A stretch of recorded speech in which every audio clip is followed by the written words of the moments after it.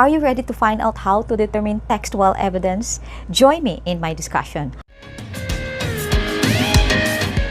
Hi, this is Renette and welcome back to our reading and writing class. This is our last lesson on critical reading lessons before we proceed to the part 2 of our learning competencies, which focus on academic writing such as book review, literature review, research report, and others.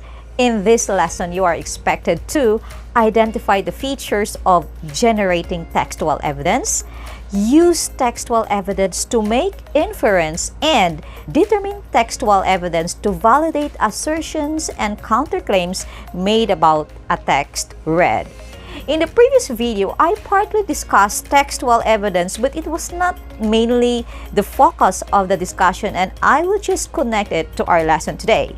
What constitutes text evidence? A text evidence refers to any proof of an argument, a claim, a counterclaim, a contention, or an assertion cited in the text leading to a conclusion.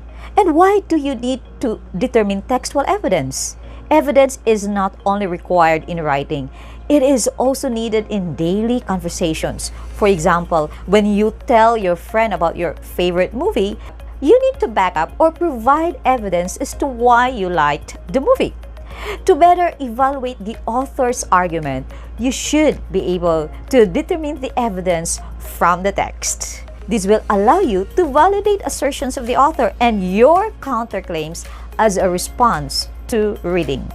The evidence provided by the writer substantiates the text. It reveals and builds on the position of the writer and makes the reading more interesting. Evidence is crucial in swaying the reader to your side.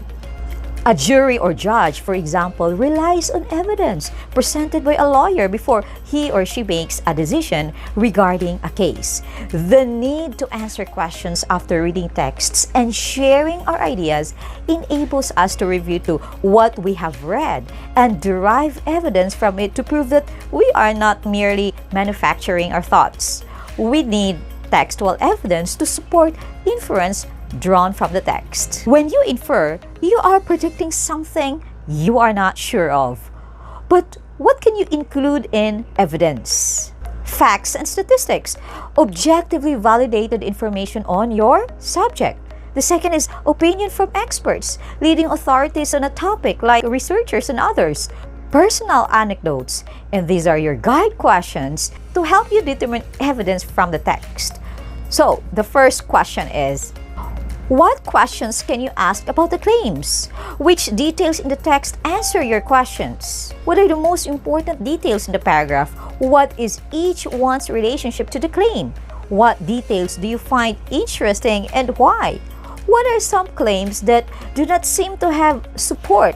What kind of support could they be provided with?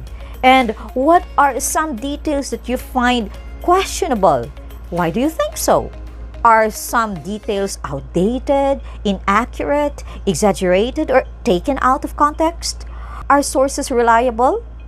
Okay, these are your guide questions. So what are the characteristics of good evidence? First is it should be unified. We talked about unity in the text organization.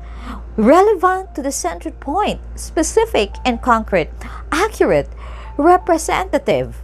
All right, how do you make textual evidence? Let us take into consideration that there are explicit and implicit evidences in a given text before we make inferences or conclusions. I talked about this in our previous lesson about explicit and implicit information. Okay? And of course, we have to know that inference is a conclusion made based on both information or evidence and reasoning. So, what are the important ways on how to generate textual evidence? The first one is quotation. This is getting the information from the text word for word. This is needed when certain words or sentences from the text are important. For example, in a court of law, there are cases when direct statements from the witnesses have to be taken word for word. For example, President Duterte says, "We are in the fight of our lives." We are in the fight of our lives. That's the direct statement.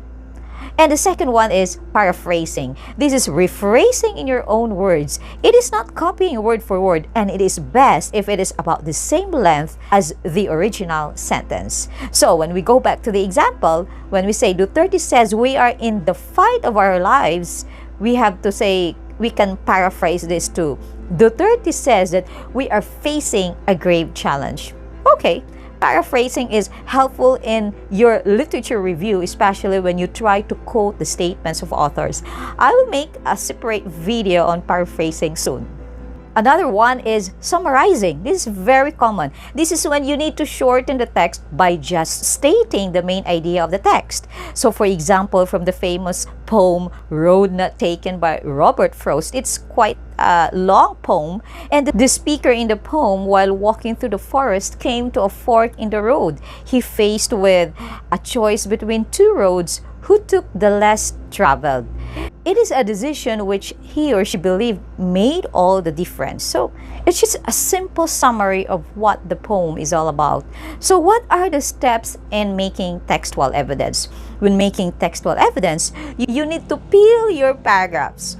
What does the acronym P.E.E.L stand for? First one is point.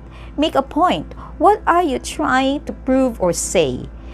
E is evidence. Provide your evidence. What can you say that will back you up?